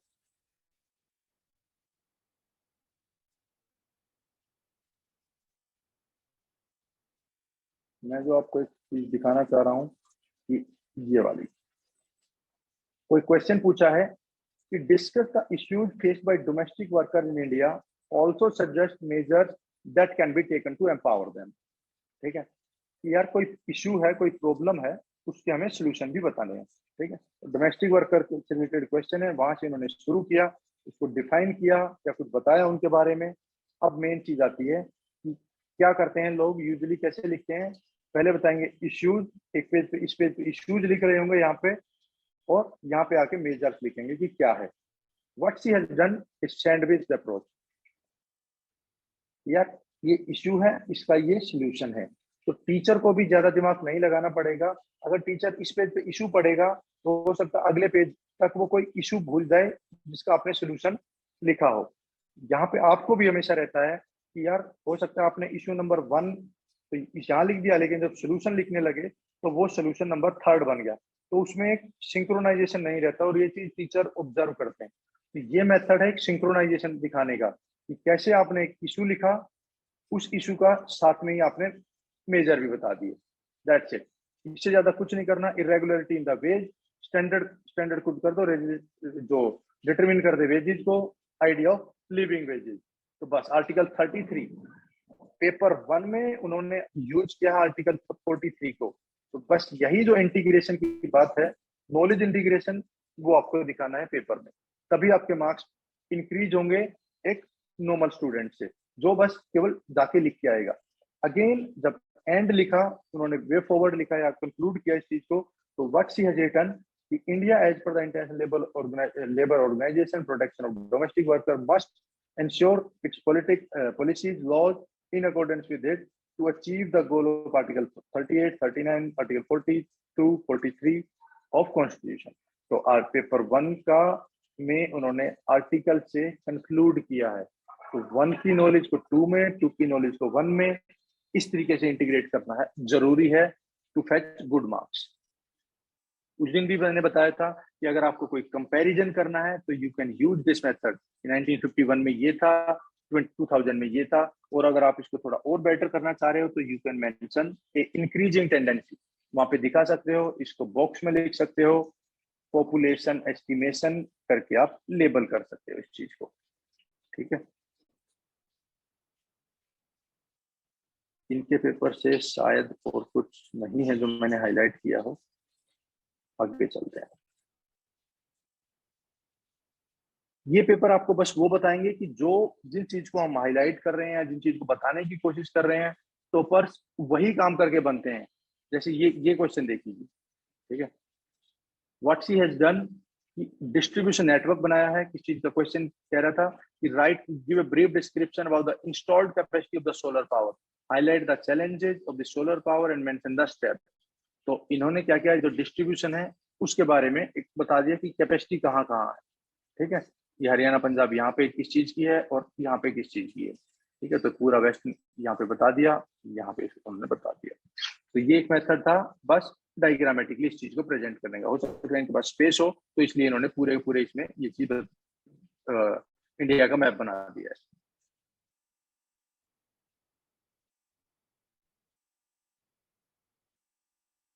ठीक है, इनकी कॉपी में शायद इतना ही था जो मैं आपको बोल रहा था कि वर्ल्ड मैप ये देखने में कैसा कैसा लग रहा है यार, ये तो बिल्कुल स्पीड स्पीड से बना रखा है, लेकिन yes these things add value. बताया इन्होंने कि जो ट्रॉपिकल रेन फॉरेस्ट है वो कहाँ है, जो टेम्परेट रेन फॉरेस्ट है वो कहाँ है। दिस विल एड वैल्यू कि yes this individual know the distribution, और अकॉर्डिंगली आपका जो मार्क्स है वो इंक्रीज होते हैं। अगर इससे 0.5 भी इंक्रीज हुए मार्क्स, तो मान लो अगर 5 क्वेश्चन में आपने 0.5 इंक्रीज कर लिया तो 2.5 मार्क्स टोटल इंक्रीज होते हैं। और अगर आपके 4 पेपर में 2.5 इंटू 4 करो तो वो कितना हो जाता है 10। इस पे तो यूपीएससी कट ऑफ खत्म हो जाती है 10 मार्क्स पे तो, टॉपर्स वाली। तो बस ये small incremental changes will help you कि कैसे आप अपने आप को दूसरों से थोड़ा सा अलग करेंगे। अगेन वही style, rural exclusion mimicking in urban area. Question होगा कि कैसे रूरल एक्सक्लूजन मिमिक कर रहे हैं अर्बन एरिया में, तो उन्होंने लिखा कि गांव में ऐसा होता था, अर्बन एरिया में ऐसा हो रहा है। तो बस वही क्वेश्चन है। एक चीज जो मैं आपको दिखाना चाह रहा था वो देखते हैं यार।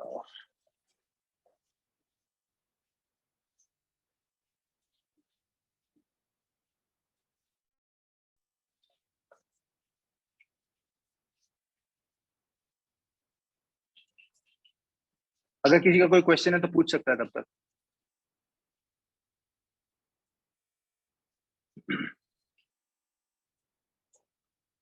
ये कॉपी है कश्मीरा, कश्मीरा की कॉपी है। रैंक मुझे नहीं पता इनकी कितनी है, लेकिन ये उनकी कॉपी है। बस जस्ट टू रीएम्फेसाइज द फैक्ट कि कैसे चीजों को क्रूशियली आपको लिखना होता है। क्वेश्चन देखिए, ज्योग्राफी के लिए बहुत इंपॉर्टेंट आइडिया, ज्योग्राफी ऑप्शनल के लिए या ज्योग्राफी के जब आप आंसर लिख रहे हैं उस चीज के लिए। क्वेश्चन कह रहा है कि आर यू विद मी, यही है, लोग गायब हो गए हैं।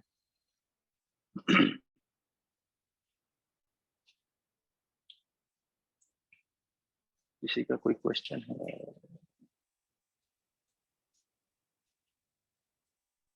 Okay. Am I still audible or not? Yes, sir. Okay, thank you. ठीक है, तो क्वेश्चन है the Shunga dynasty contributed significantly to the cultural and social development in ancient India. आपको पता होगा प्री में भी यूपीएससी ऐसे करने लगा है कि जो छोटी छोटी डायनेस्टीज है वहां से क्वेश्चन पूछ रहा है और मेंस में भी, ठीक है। अब हमें उनके बारे में जितना पता है उसी बेसिस पे हमें उस क्वेश्चन को मैनेज करना है, ठीक है। आई एम अगेन सेइंग कि 20 में से 20 किसी को नहीं आ रहे होते हैं, लेकिन व्हाट पीपल हैव डन कि they have done 10 to 12 good answer, और जो रेस्ट है उनको मैनेज करना है। जो टेस्ट सीरीज में जो राइटिंग घर पे प्रैक्टिस करके आप सीखते हो वो ये मैनेजमेंट ही सीखते हो। बस इसी मैनेजमेंट के चलते लोग टॉपर बनते हैं हर साल। देख लेना, आप लोगों से पूछ लेना उनसे भी, ठीक है। अब यहाँ पे हमें जो सीखना है वो है ये आइडिया कि जो रीजन था उसको कैसे हाईलाइट करना है, ठीक है। तो एक डायग्राम बनाया उन्होंने, पहले शुंगा डायनेस्टी दिखाया, ठीक है। अब लोग इससे एक स्टेप आगे भी जाके चीजें करते हैं, वो मैं बताता हूं आपको कैसे। कि उन्होंने इस रीजन में पहले इंडिया का मैप बनाया, वहां पे अगेन एक ये बनाया, बॉक्स किया, और फिर दिखाया कि ये शुंगा डायनेस्टी थी, ठीक है। मान लो कि यही क्वेश्चन ज्योग्राफी में आता है आपके पास, ठीक है। आपसे कोई क्वेश्चन पूछता है कि मिलेट्स इंडिया में कहाँ कहाँ मिलते हैं, ठीक है। तो व्हाट पीपल यूजुअली डू कि वो ऐसे ऐसे करके दिखा देंगे कि यहाँ पे यहाँ पे यहाँ पे यहाँ पे यहाँ पे मिलेट्स मिलते हैं, ठीक है। जो इंसान ज्योग्राफी वाला होगा या जिसको पता है कि कैसे ज्यादा मार्क्स लेने हैं, व्हाट ही और she will do, he will यहाँ पे इसको हाईलाइट करेगा एमपी को, और इसके भी रीजन बता देगा। ठीक है, यार एमपी में इस वाले रीजन में ज्यादा मिलेट्स हैं, यहाँ पे कम मिलेट्स हैं, या यहाँ पे सोयाबीन मिलता है, यहाँ पे मेज मिलता है, यहाँ पे ये मिलता है। तो वो एक सेकंड स्टेप है map with in map. Geography के लिए जो, या ज्योग्राफी जो क्वेश्चन है उसके लिए बहुत इंपॉर्टेंट है। मान लो अपने आप एक वर्ल्ड मैप बनाया, ठीक है, वर्ल्ड मैप में इंडिया इतना छोटा सा बनेगा, लेकिन अब हमें कोई ऐसी चीज दिखानी है, मान लो डेक्कन प्लेटू दिखाना है, तो डेक्कन प्लेटू आप इंडिया के मैप में इतना सा दिखाओगे, उस चीज को बाहर हाईलाइट करो, इंडिया का मैप दिखाओ और उसमें दिखाओ कि this is the Deccan प्लेटू in world map. तो जो डबल ही हाईलाइट करने का मैकेनिज्म होता है ज्योग्राफी में, उसे यूटिलाइज करना चाहिए। ठीक है, वो तो बाकी चीजें तो नॉर्मल है इनके में भी जो भी सब कुछ लिखना है। अगेन एक चीज आप देख लो कि एंड तक लिखा है, एंड तक, ऐसा नहीं है कि they have left the page here, नहीं, जहां तक भर सकते हैं वहां तक लिखा है। और ये चीज प्रैक्टिस से आती है, जितने ज्यादा आप टेस्ट लिखोगे वहीं से आइडिया निकलेगा, यस पूरा पूरा पेज मुझे करना है। Again idea boxing and labelling the figure, जो सब टॉपर कर रहे हैं वो इन्होंने भी किया है, तो इसमें कुछ ऐसा नहीं कि ये कुछ नहीं कर रहे हैं और बाकी लोग कर रहे थे। ठीक है, अब ये क्वेश्चन देखते हैं यार। But sir, in this manner, sir, they will cross the word question क्या limit. गया? नहीं, एक्चुअल में क्या गेम है यार कि क्रॉसिंग वर्ड लिमिट बहुत रेयरली एडहेयर करते हैं हम। ठीक है, मान लो कि अगर ये तो यूपीएससी को ही पता है ना कि वो 3 पेज दे रहे हैं, 5 पेज दे रहे हैं, क्यों दे रहे हैं? क्रॉसिंग वर्ड लिमिट 8 मिनट में जितना आप लिख पाओगे ना, उसमें 250 जो 150 वाला है उसमें आप 200 225 तक ही जा पाओगे अगर आप कॉन्शियसली लिखोगे तो। और यूपीएससी को पता है कि अगर आपके पास टाइम है तो दे आर नॉट, इस चीज को नेगेटिवली नहीं ट्रीट करते हैं वो, एक्सेप्ट वंस और ट्वाइस उन्होंने ऐसा किया होगा, और वो भी एथिक्स में ज्यादा करते हैं बाकी पेपर्स में छोड़ के, क्योंकि एथिक्स में केस स्टडी में वो इतने पेज दे देते हैं और आदमी के पास इतना टाइम है कि वो ए और सी विल कीप ऑन राइटिंग, तो वहां पे इस चीज को ज्यादा ऑब्जर्व कराते हैं, बाकी जगह इतना नहीं होता। या ऐसे के पेपर में मान लो तो वहां पे, जीएस के केस में ऐसा रेयरली या वेरी वेरी रेयरली उन्होंने ऐसा किया है। Okay. ठीक है, तो एक क्वेश्चन है कि what are the polymetallic nodules, सबको पता है नॉर्मल चीज है दिखने में, highlight their geographical distribution, state their significance. इस क्वेश्चन में को कुछ भी ऐसा नहीं है जो इंडिया से रिलेटेड हो, ठीक है, लेकिन जब हमें कंक्लूड करना है, ओपन एंडेड क्वेश्चन है बिल्कुल, हमें ये चीज दिखानी कि यस हमें इंडिया के बारे में भी कुछ पता है। पेपर 1 को पेपर 2 से या 2 को 3 से कैसे रिलेट करना है कि पेपर 1 में हमने 2 का एक पॉलिसी का डिसीजन लेके आए कि कैसे इंडिया भी पॉलीमेटालिक नोड्यूल्स पे कोई काम कर रहा है, and that is the thing she has done, and she has done it beautifully. देखिए एंड में इन परसुएंट टू दिस ऑब्जेक्टिव, आगे उन्होंने कुछ लिखा होगा कि कैसे कैसे आइडेंटिफाई किया है, कैसे उसको एक्सट्रैक्ट करना है। तो what she has written, in pursuant to this objective it has invested in deep ocean mission around rupees 8,000 crore for the exploration and mining. India has also received exclusive right of mining in Indian Ocean for 15 years by International Seabed Association. तो ये क्या है, क्या idea था कि किसी भी generic चीज को इंडिया से रिलेट करने का, टू शो द एग्जामिनर कि yes we know the fact, yes हमें इस पॉलिसी के बारे में पता है जो इंपॉर्टेंट है इंडिया के लिए। तो ये क्या है, learn how to relate a static question to dynamic aspect, कि जो आपकी क्रिएटिविटी है वो भी एग्जामिनर को दिखेगी कि यस ही और सी नो कि क्या इंपॉर्टेंट है इंडिया के लिए।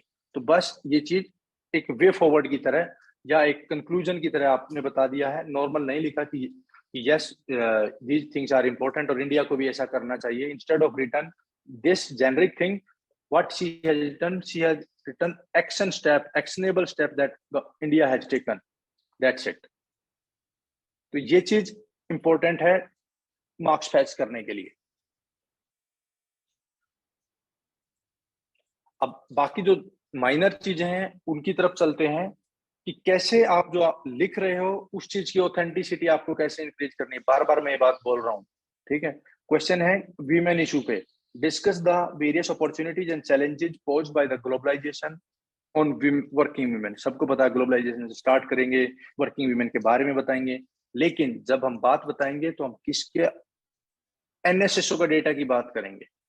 ठीक है, ऑथेंटिसिटी प्रोवाइड करने के लिए आपको जो फैक्ट लिखा है उसको, yes as per NSSO data, हो सकता है ये गलत हो सकता है वो 21% हो, लेकिन the moment you right NSSO data तो एग्जामिनर इन चीजों को बहुत माइन्यूटली नहीं देखता है।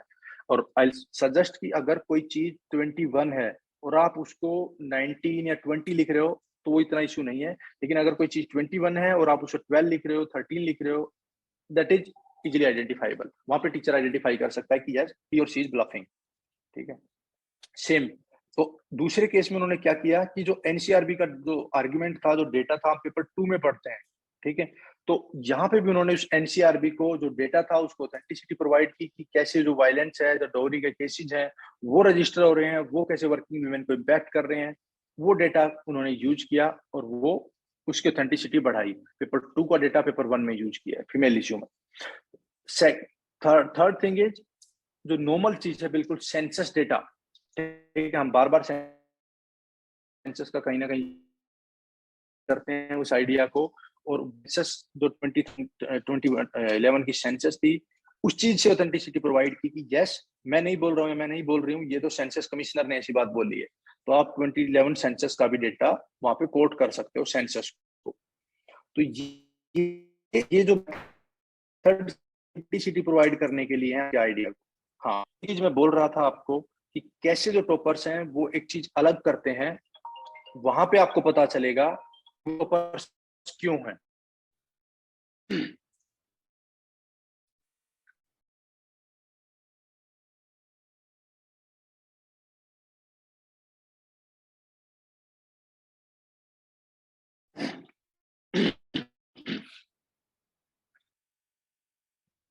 मैंने आपको एक बात बताई थी कि कैसे आपको आर्ग्यूमेंट को एग्जाम्पल से अलग करना है।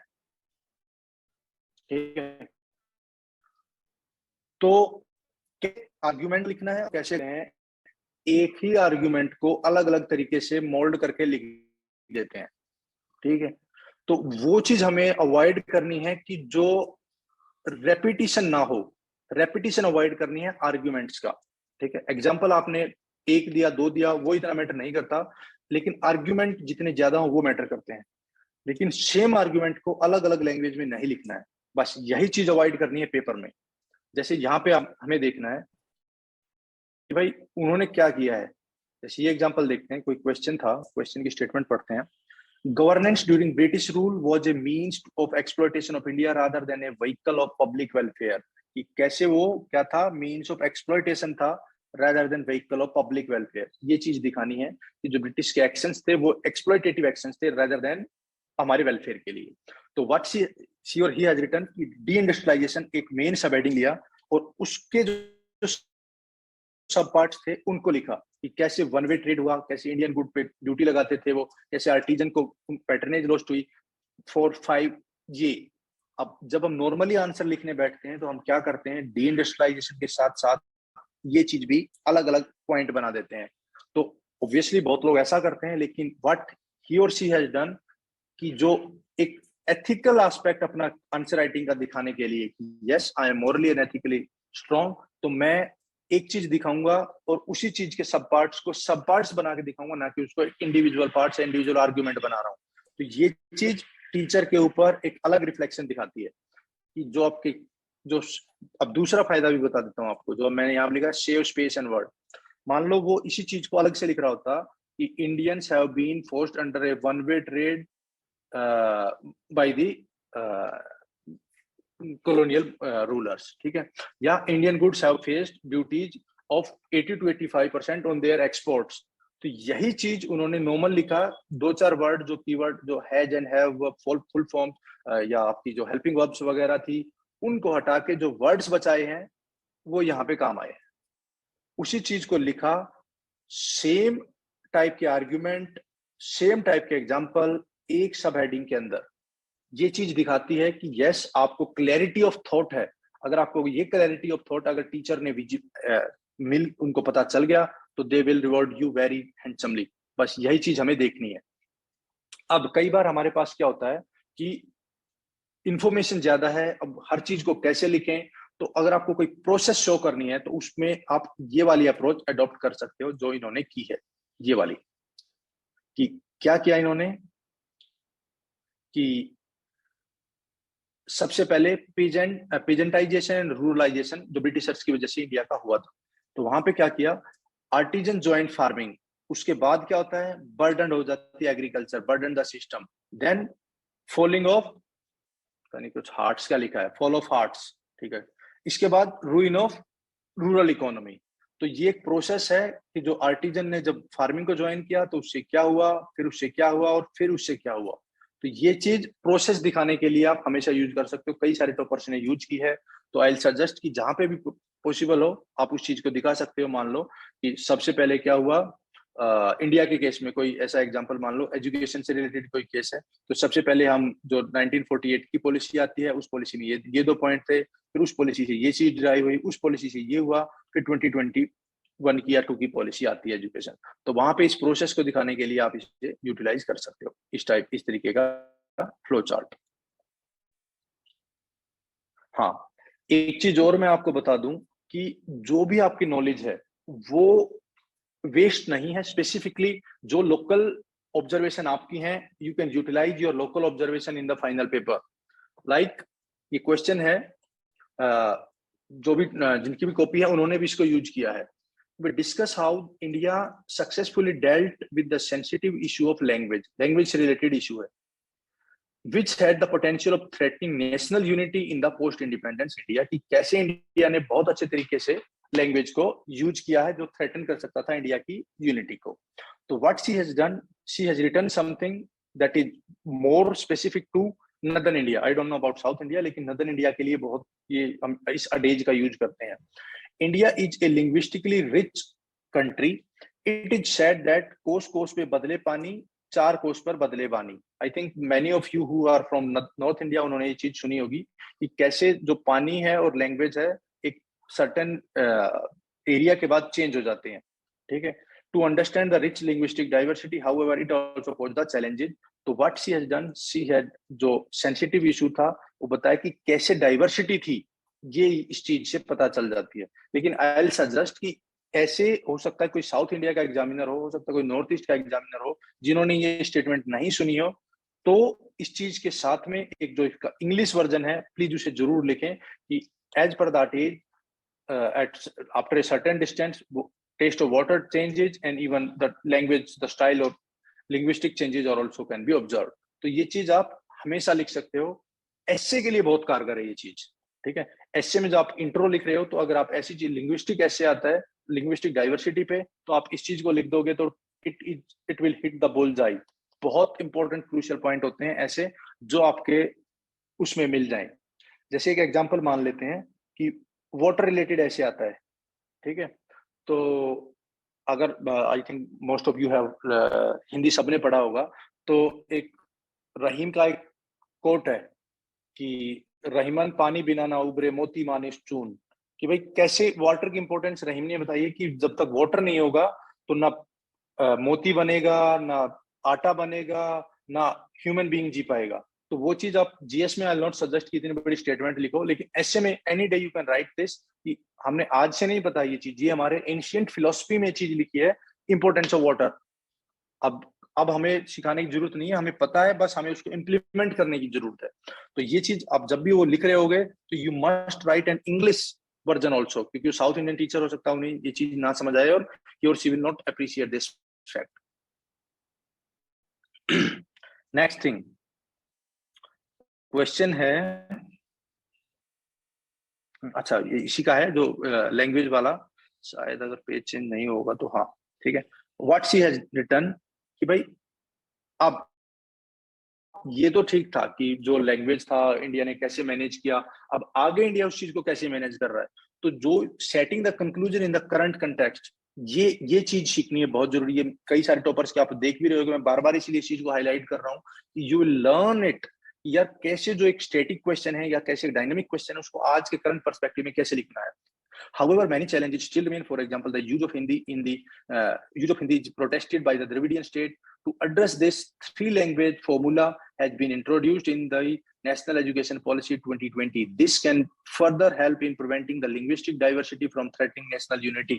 तो जो उन्हें पता था कि जो न्यू एजुकेशन पॉलिसी है उसमें भी कोई आर्गुमेंट है, तो उसको भी यहाँ पे इंट्रोड्यूस कर दिया कंक्लूजन में कि yes, India is still trying it is not that India has left the idea of keeping the India intact through, और जो डाइवर्सिटी को प्रोटेक्ट करने की बात है, नहीं, इंडिया आज भी उसी प्रोसेस में लगा हुआ है और we are still in the process of keeping India intact despite having huge diversity of language.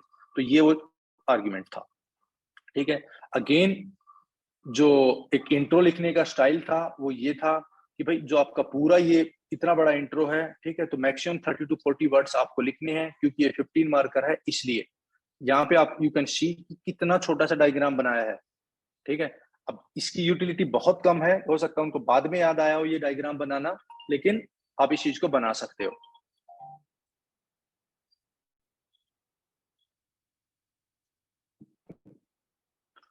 लेकिन इनकी यूटिलिटी कम रहती है अगर ये एग्जामिनर को लग रहा होगा कि हाँ ये बाद में डायग्राम उन्होंने ड्रॉ किया है।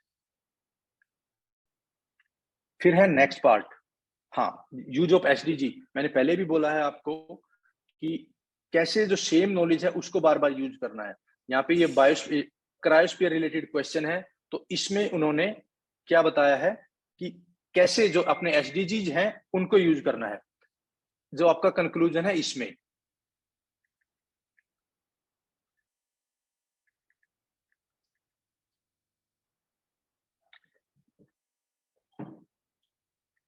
आइडिया क्या था, रिसेंटली कोप 26, अगेन जो आपका एक क्वेश्चन था उसके करंट से रिलेटेड एक जो आपने डायनामिक कंक्लूजन किया है कि recently COP 26 India pledge the carbon neutrality this by reduction carbon emission, these are the steps in the right direction, global players should also take such steps leave out of this book in order to ensure what SDG 1, 2, 3, 13, 17 get fulfilled। इसी चीज को आप intro में भी लिख सकते हैं कि इन एसडीजीज को फुलफिल करने के लिए ग्लोबल कम्युनिटी को ऐसे ऐसे काम करने चाहिए, तभी वो चीज आप ब्लेंड कर पाओगे पेपर 1, 2, 3, 4 को। ये चीज प्लीज अपने जो आंसर्स हैं उसमें रट लीजिए इन चीज को और वहां पे ही लिखना है। इसके बाद किसी ने लास्ट टाइम पूछा था कि how to extract information out of newspaper. Each and every one of us know कि क्या क्या न्यूज़पेपर में आता है और क्या क्या रेलिवेंट है। लास्ट टाइम जैसे मैंने बोला था, if you know the syllabus, अगर आपको सिलेबस पता है तो यू विल पिन पॉइंट की 1, 2, 3, 4 ये चीजें मेरे न्यूज़पेपर में आज की काम की है, ये डेटा काम का, ये केस स्टडी मेरे काम की है, तो you can easily find out. बस उसी चीज को आपको लिखना है अपने नोट्स में। अब क्वेश्चन क्या कह रहा है कि tribal India has continued to face myriad challenges and with regard to healthcare, discuss the issue faced by in this context and suggest remedial measure। तो ये चीज हमें बताने थे कि ट्राइबल को इश्यू हो रहे हैं, उसके कंटेक्ट में इश्यूज क्या हो रहे हैं, सजेस्ट रेमेडियल मेजर, ये हमें बताने। तो इंट्रो लिखा ट्राइबल का, अब इश्यू क्या थे, बस ये चीज हमें बतानी, ठीक है। इश्यू में व्हाट ही और शी हैज डन कि उन्होंने डेटा लिया है एनएफएचएस का, नेशनल फैमिली हेल्थ सर्वे 5 का, तो इस चीज से क्या हुआ, आपका ऑथेंटिसिटी बढ़ा। सेकंड, जो डेटा प्रेजेंट करने का तरीका वो देखो कि जो जनरल पॉपुलेशन है उसको इन्होंने ट्राइबल पॉपुलेशन से कंपेयर किया कि यहाँ आईएमआर इतना है, यहाँ आईएमआर इतना है, यहाँ अंडर 5 मोर्टेलिटी कितनी है और यहाँ अंडर 5 मोर्टेलिटी कितनी है, इसका मतलब न्यूट्रिशन इश्यू है। तो ये चीज आपने सब्सटेंशिएट की है, ठीक है। सेकंड थिंग, अगेन वही चीज जो मैंने आपको बताया कि उन्होंने क्या किया, सैनिटेशन रिलेटेड जितने एस्पेक्ट हैं, वॉश हुआ या प्रॉपर टॉयलेट कंस्ट्रक्शन हुआ, वो सैनिटेशन के अंदर सब हेडिंग बना के लिखे। तो ये चीज क्या दिखाती है कि how well you are organised, और ये चीज 5 स्टार है अगर आप ऐसे लिख रहे हैं वहां पे। अगर आपके एक तरीके के आर्ग्यूमेंट एक जगह नहीं है तो एग्जामिनर विल नो, और ये यूपीएससी का जो सिलेबस है एसए का उसमें लिखा है you have to be organised enough. ये चीज देखनी है आपको, इस सेम टाइप के आर्गुमेंट एक जगह लिखें, और until unless आप if you are conscious कि आप तो आप देखें कि आपके आर्गुमेंट एक जगह आ रहे हैं या नहीं आ रहे हैं, तो आपको ये चीज नहीं सीख पाओगे आप। प्लीज इस चीज को जो आपके टेस्ट हैं उसमें लिख के ऑब्जर्व कीजिए, अपने आंसर्स को खुद से देखिए कि मैं इस चीज को कर रहा हूं या नहीं कर रहा हूं। अगेन जो मैंने बोला है कि कैसे ये कोई दूसरे 27 रैंक। पेपर 2 में कैसे उन्होंने हाईलाइट किया है चीजों को, यूज किया डेटा को। Reservation of seats in legislature is needed to ensure meaningful political participation of women and to make democratic process truly inclusive. Discuss the statement in the light of 108th amendment. ठीक है, तो अब इनके पास data है, उन्होंने सब बता दिया कि क्या है। Poor women representation in Lok Sabha only 16.7 इतना था, वाइल इन रवांडा इतना। देखो इस चीज को ना, यूज ऑफ डेटा है, मैं बस इसको हाईलाइट करने का एक तरीका बता देता हूँ अभी आपको करना क्या है, ऐसे बनाओ, ठीक है, यहाँ पे लिखो इंडिया, यहाँ लिखो रवांडा, ठीक है, तो यहाँ क्या आएगा 16.7 और यहाँ क्या आएगा 60। तो ये ज्यादा विजिबिलिटी है इसी डेटा को इंक्रीज करने की। विजिबिलिटी इंक्रीज करने का जस्ट एक मेथड है कि जो आपका डेटा था बस आप उसे ज्यादा क्लियरली हाईलाइट कर पा रहे हो, लेकिन डेटा को आपको कैसे यूज करना है यहाँ पे इन्होंने बताया है। सेकेंड एस्पेक्ट जो हमने देखा था, ऑथेंटिसिटी, ऑथेंटिकेशन जरूर होना चाहिए आपका डेटा का।